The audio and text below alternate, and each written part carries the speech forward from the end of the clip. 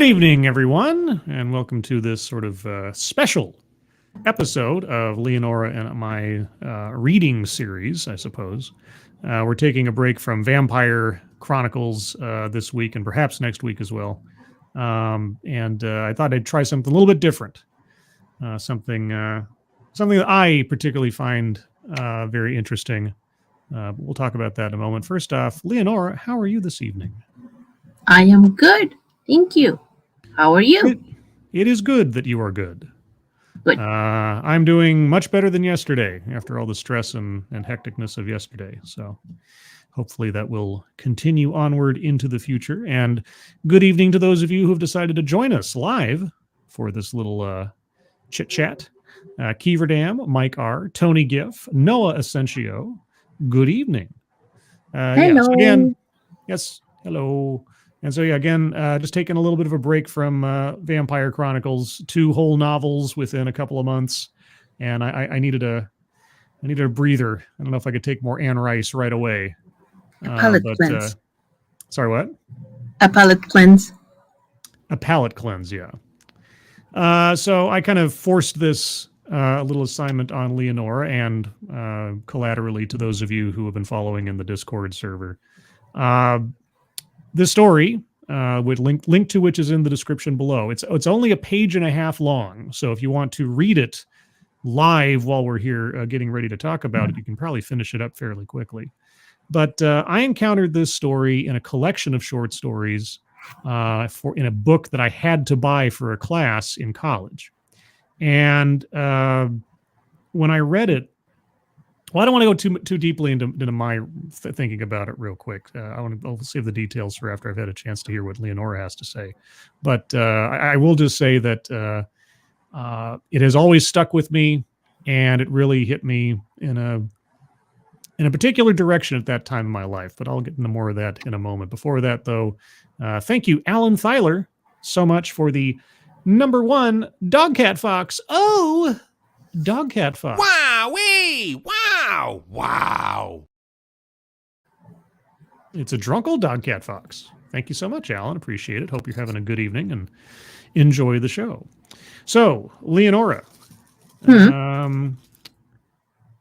what did you think of The Signature of God? Okay. Before I start, I am really curious why you chose this one. So I want to know first. Well, why I like it or why it struck me? Yeah. Well, we were. I'm gonna turn down your volume just a little bit. You're peaking just a smidge. Yes. Let me turn you down just a little bit. Okay. Say hello. Hello. Okay. Yeah, you're just cresting a bit too much on the volume side. Okay. Okay. So, well, then I guess I'll just go into my spiel about it. Well, you can go ahead. It's fine. But remember that when we were talking, like, what should we do? Would you just like take a break, or should we just like look for something else? And I remember you said, well, let me think about it, but I feel like it almost like you knew exactly what you wanted to, like to share. Well, that was like interesting to me. So that's what I want to know first. Yeah. So a couple of reasons. First, it's something that I've always, ever since I read it, I loved. Also the fact that it is only a page and a half long. Okay. And I thought, just as a little bit of a diversion from having 50, 60 pages to read in a week's time or something that you could read, digest, maybe go back and read a second time, and just sort of think about, and less pressure, less time I have to schedule during the course of the week kind of thing, and also something that was short enough and easy enough to transmit to the audience in Discord and otherwise, that they could read it as well. They wouldn't have to go out and buy a book or something. They could just read it online. And so, easier read, less time investment for the week, and something that could have more audience participation conceivably. and it was something that I'm familiar with, and I personally enjoy, and I'd be curious to find out what other people thought of it. Got it. So those are my Ah. motivations. Okay. So what do I think about this? I like it very much. As much as I like I said before, like for example, in our case, like Anne Rice, that she goes above and beyond, like trying to explain everything and giving like detailed descriptions of things. I also enjoy a lot the short stories that makes you like imagine scenarios and things outside of what is written, Mm-hmm. and I think that this one gives me a lot of that. It's a beautiful scene, how it is related, like the two like parts that are happening at the same time, the part with the mother and the part with the birds. Mm-hmm. How can he, well, I think it's a he, I'm sorry, I don't remember reading like Yes. who the author is. Mm-hmm. But I'm like the people that have been fortunate enough to see that that show, because it's an amazing show to see that part of like the birds flying in different directions, and sometimes they even like disappear with the light, Mm-hmm. and they come back, and it's a like it's almost a miracle, like it says in the reading. So I enjoy it very much. It's Yeah, it's great, and I want to thank you for sharing. Well, you're welcome.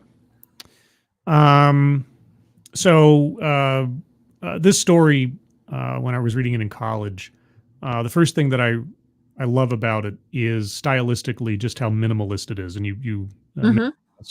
how so much is expressed with so Mm-hmm. few words, and that's something that off and on during my college years I tried to emulate. I tried to experiment with how can I, because I just personally, and I maybe I'm being hyperbolic here. Personally, I think it's a masterpiece of minimalist writing. Yeah. The descriptions are uh, everything you need, and Mm-hmm. all the things that are left unsaid aren't necessary to get Yeah. across the emotions. And it struck me so hard at the end for several reasons. The first one was when I read this in college, it was just 2 or 3 years after my grandfather had died of Alzheimer's. Mm-hmm. So reading the first part where you have this person interacting with his mother, who is obviously losing her attachment to reality Yeah. and unable to sort of tell where she is, what's going on, recognize the people around her, or really have a sense of her place in the world. That really struck me, and the fact that the main character never tells us what he is feeling except for the very last line. Mm-hmm. It's just a relaying the details, what is said, the interactions he's having. So Mm-hmm. the first part is very hit me pretty hard when I read it, Yeah. because in my case, I by choice did not have to witness my grandfather's decline. I only heard about it secondhand. I when that started happening, my grandfather, and it was confirmed and diagnosed and everything, I had the option to go visit him while he was in that state. And I chose not to because I did not want to remember him as anything other than the man who he was, and not the. I know this sounds inhuman to say. I can't think of a better way to put it. The thing that he became, because he was no longer my grandfather anymore. He was just some, Sure. I don't know how else to put it. But by extension, and with the amount of empathy I have for my mother, and now later on, retroactively, having witnessed what happened to my grandmother and her brain as things went on, that first part is just so sad. And you just read that and you just feel, or I should say, I feel through the character's eyes, just helpless. Like there's nothing you can do. You're witnessing someone who meant so much to you, and they're fading away. And all you can do is just watch, right? All you can do is watch this uncontrollable thing going on. Yeah, it's totally heartbreaking. Yeah. And then the second part, where he stopped at the gas station and suddenly there's this, flock of starlings roiling around. And the couple gets out of the car and is watching this as well. And they're all amazed. And they say, look, it's the signature of God. Mm-hmm. And the character's response is, yep, it's something. And that just, all I could imagine was, here is a guy who has lost his faith, right? Because they say it's a signature of God, and he removes all of the wonder and whimsy from it and just says, yep, it's something. Mm-hmm. Because he's just witnessed the deterioration of his mother, probably somebody that in his life, and I'm going to assume just for the sake of the story, somebody who was not a bad person, but is having to suffer one of the greatest injustices that can happen to a person that's still alive. Mm-hmm. And why would, and again, I'm not trying to get theological here, but just for the sake of the story, why would a loving God do this to somebody? So it really felt like the character, having witnessed what's happening to his mother and then confronted with even the abstract notion of something profound and awe-inspiring and supernatural in front of him, just can't connect with that anymore.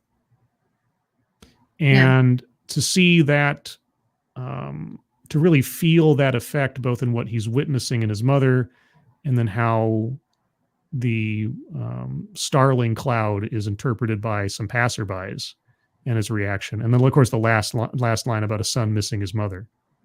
I mean, it was a page and a half that just hit my heart like a ton of bricks, Mm-hmm. And I think it would have as well, even if I didn't have the peripheral experience of having a loved one go through Alzheimer's or dementia or whatever. But again, he got across in such few words, such profound emotions and psychological effect, and it just blew me away in college, and it's stuck with me ever since. And I in my personal mental library, it is probably one of the biggest masterpieces I've ever read. And so that was my interpretation of it. Yeah, it's I mean, like you said, I've been fortunate enough to not have that experience with a close one. Mm-hmm. So, but I was totally like devastated with those first paragraphs. It makes you think about a lot of things and the what ifs, mm-hmm. And yeah, it's totally heartbreaking. And how in the next part he can describe the emotion of the couple that has not that that feeling of loss, how they are amazed by the spectacle, and how this guy is just I really don't care, Yeah, he's numb. He just got back from seeing his mother, and he's numb. Exactly. This comparison is so powerful also. Real quick, Tony Giff, the dead stare of an Alzheimer's victim staring through you rather than looking at you is scary and upsetting. Yes, it is. especially if it's somebody who you know and or love and care about, because it just, that absence of recognition. Mm-hmm. I mean, if you're walking down the street and a stranger's walking towards you, and they just walk on by, it's just, a stranger. But if you see someone that you know, and then they see you and there's that moment of recognition, there's a connection there that can never really go away. And now imagine you've got that, except that they look at you like a stranger. It's so disconcerting and disturbing. But yeah, the other part of and you brought this up really when you talked about, is that after reading 2 giant novels of Anne Rice going off left, right, and center, and lots and lots and lots and lots of words, I thought it'd be interesting to read something that, in my opinion, I think gets across probably 20 times more genuine emotion in a page and a half than 10 pages of Anne Rice. Because that, like I said, that reading that story, because when I went to college, I was getting a English degree with a creative writing concentration.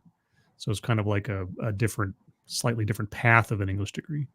And when I read that story and it had such an effect on me, it sort of challenged me to say more with less, to try to find ways to not get too wordy, not fill everything up with, but say more with less. And yeah, so that was that's kind of that. I know it's not exactly the most in-depth review because there's not much to review. It's a page and a half. But yeah, stylistically, content-wise, and sentimental effect on me.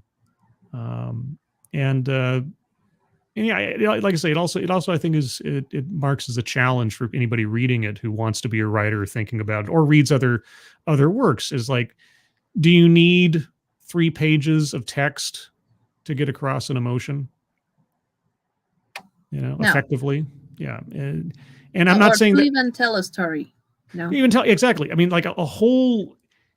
There's so much implied. There's so much in the negative space of this story that, and you don't need to be told. That's the really amazing thing about it to me.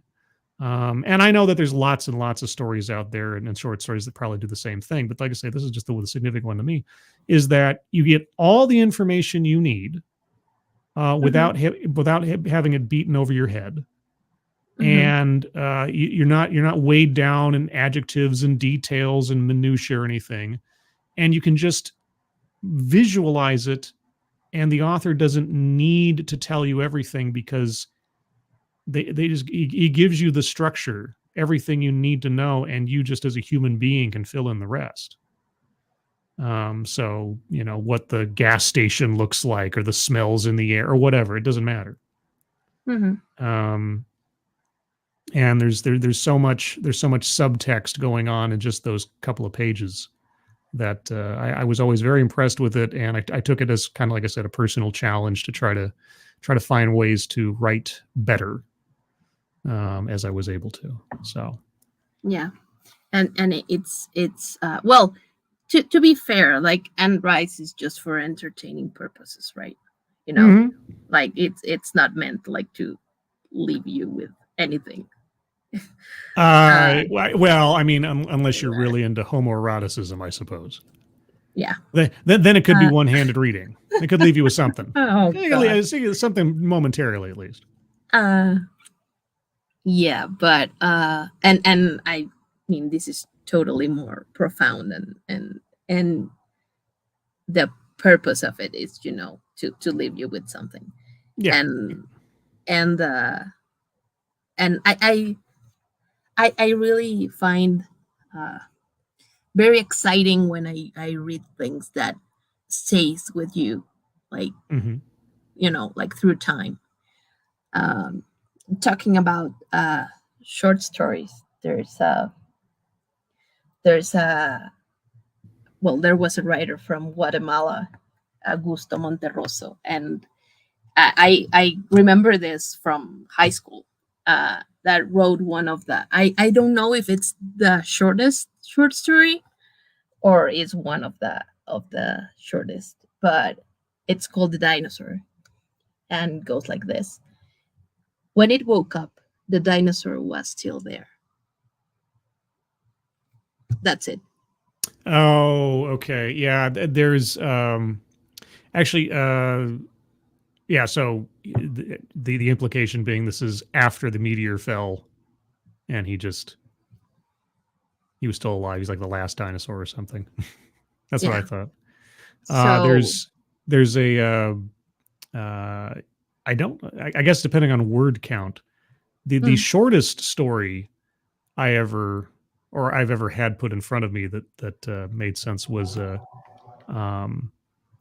was in the form of an advertisement, and it said, "For sale, baby shoes, never used."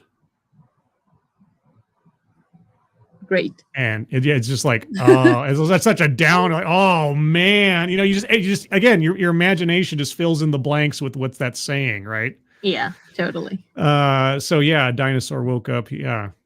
See, and that's a trick that not many people can pull off. And like I say, it's things like that that make you want to be a better writer, because yeah, you can fill up 17 pages with fluff and you won't remember half of it. You'll remember like with Anne Rice's stuff. I remember a summary of events, right?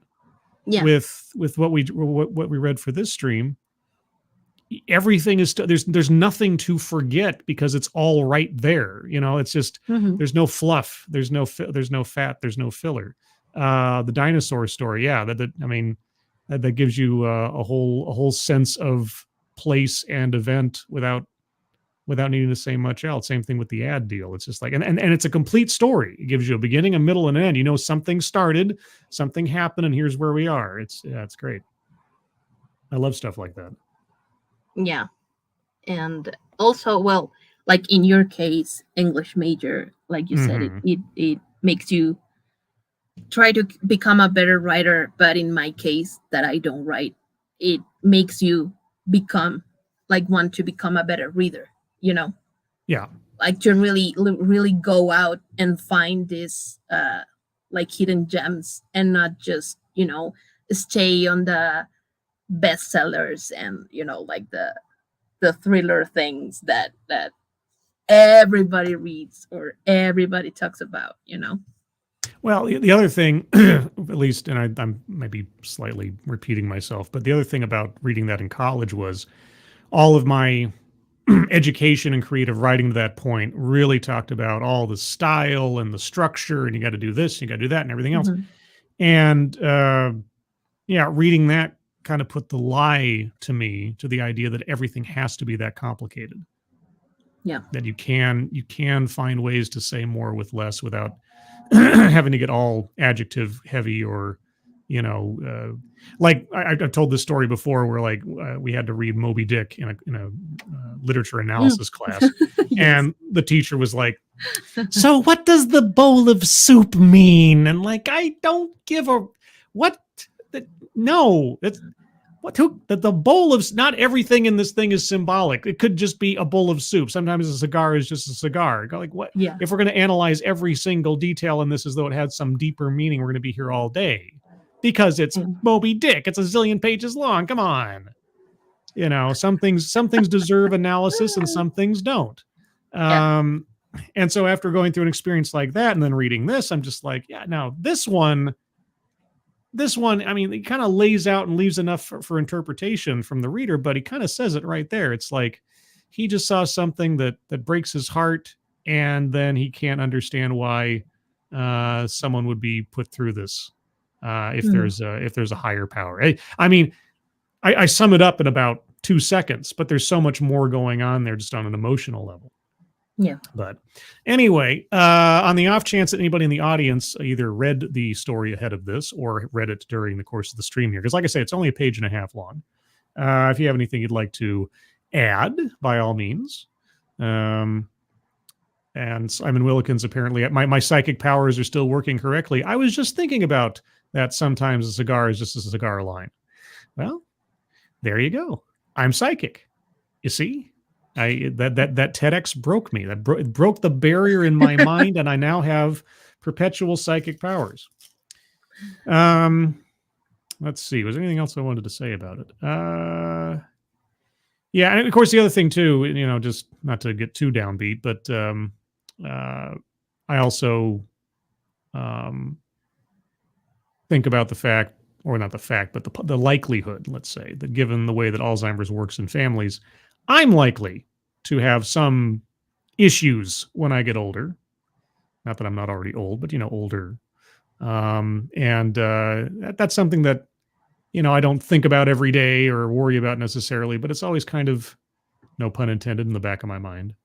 And Yeah. so I also, on the reverse, think about what it might be like for someone who cares about me having to witness me go through something like that. And just, I don't know, it hits all sorts of places. Tony Giff, oh God, the first half sounds like Alzheimer's disease. Father died after 14 years of it. Was brutal to support my mother. Yeah, Alzheimer's is an absolute scourge. Absolute scourge.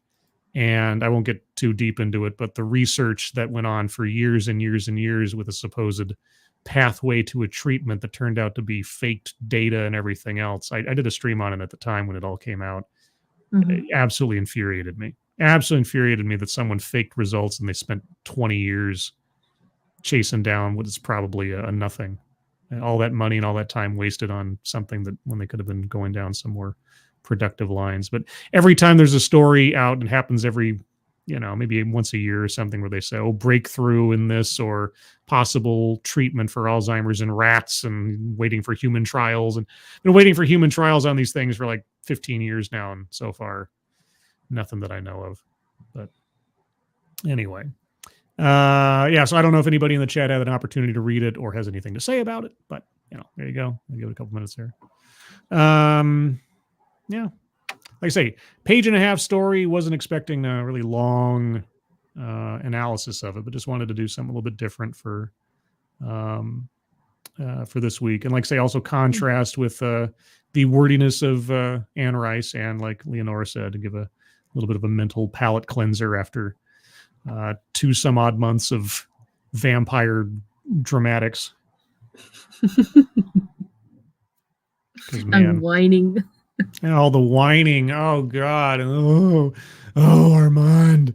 Oh, I love you so much, Armand. Oh, wait, I mean, Marius, I love you so much.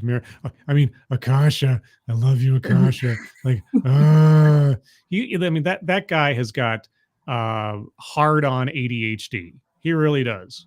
And he's a vampire and everything's dead, but yeah, good gravy.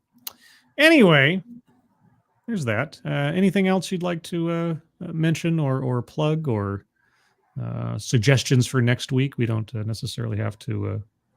Urcule de Stefano, you missed the story. Well, the story is in the description. We didn't read it on air.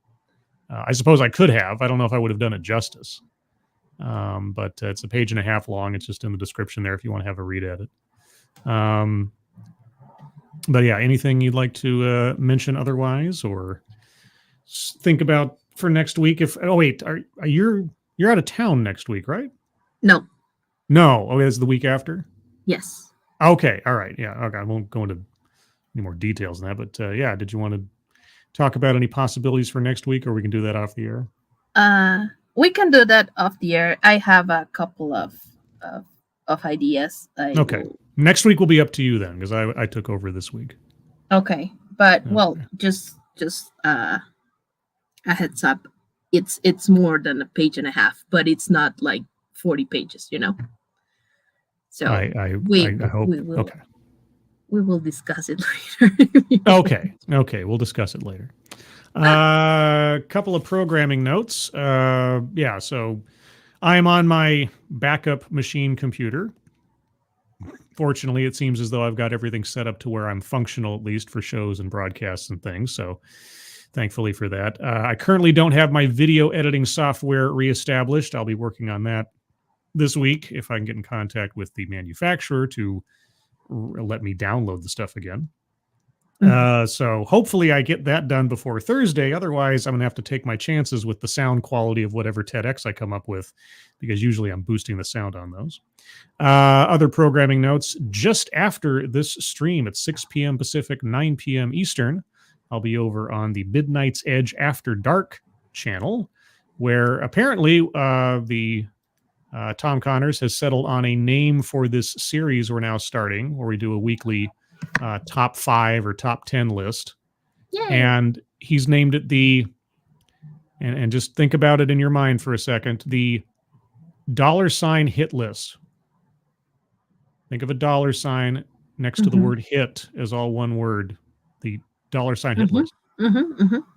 And so this week we're going to do the top 5 monster movies in our individual worlds. Let's see. Some stuff from the chat real quick. Tony Giff, scribe, father, Alzheimer's, bros, cancer, another brother, MND, ASL. Oh, geez. And mother, renal failure, all gone in 10 years. We can just enjoy the world day by day. Holy cats, man. I'm sorry. That's awful. Yeah, I hate confronting mortality. I really do. But that's what we're in. That's how it is. My condolences. I can't even imagine. I've been thus far. I mean, time marches on, but thus far I've been relatively fortunate that those people I've lost in my life have been many years apart so far. And so I've had time to recover before the next, inevitable bad thing happened. So I'm grateful for that, but yeah, it never gets any easier. And Trimble, honestly, the story is not great. It doesn't tell us anything while trying to be mysterious. There's no telling the main character is even religious. Well, I think there's an implication there. I mean, however religious he may or may not be, I think seeing the birds, hearing the people call it the signature of God, and the character saying something that distances himself from seeing the wonder in it or sharing in that sort of, if not religious, then maybe just sort of numinous experience, says something about at least where the character is at that point after just having seen his mother. So, like I said, it doesn't tell much. I mean, that the whole exercise of the piece is telling you enough where you don't need to have all the details laid out, and being very minimalist about it and getting it across in very, distilled tones, let's say. So, but I mean, it's not. I'm not going to claim that it's for everybody or it's everybody's going to like it. So, and that's perfectly fine.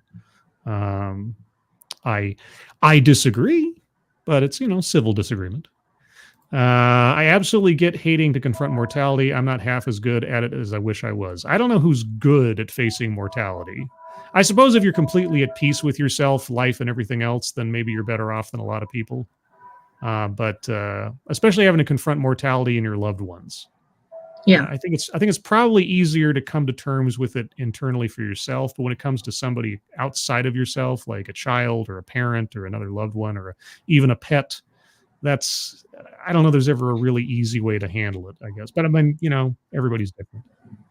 That's fair enough. I can see your point. Well, like I say, I've had a few years to think about this one, and I am biased. I will say I am biased. It's one of my favorite little stories, and like I say, it hits me differently, perhaps because of my family experience. And I'm not saying that makes me special or something, but just at the time that I read it and under the events that had effectively just happened in my family's life just prior to reading it, it really it resonated. Resonated, left a mark, and I certainly and also in the context in which I was reading it for school and thinking about writing and everything, it really it hit me on several different levels. I fell down the tree and hit many branches on the way down. So. But anyway, with that, I think we'll wrap up. If you have other comments on the story, whether you're live here with us or watching later, please feel free to leave them in the comments, obviously below. And I'd love to hear what you guys have to think. I'll think too. I'm psychic now, so I can know what you think, but also what you have to say about it. If you like these sort of lighter reading assignment type things where people can take part and more easily than reading a whole novel or a section out of it, also let us know in the comments. We'd appreciate it. Yeah, so I'll be over on Midnight's Edge here in about half an hour. If you want to go watch a bunch of nerds talk about monster movies for a while, that could be fun. Leonora, anything else you'd like to say before we sign off? Thank you for listening. Bye. Everyone, thanks for joining us for this little read-in. Hope you enjoyed it.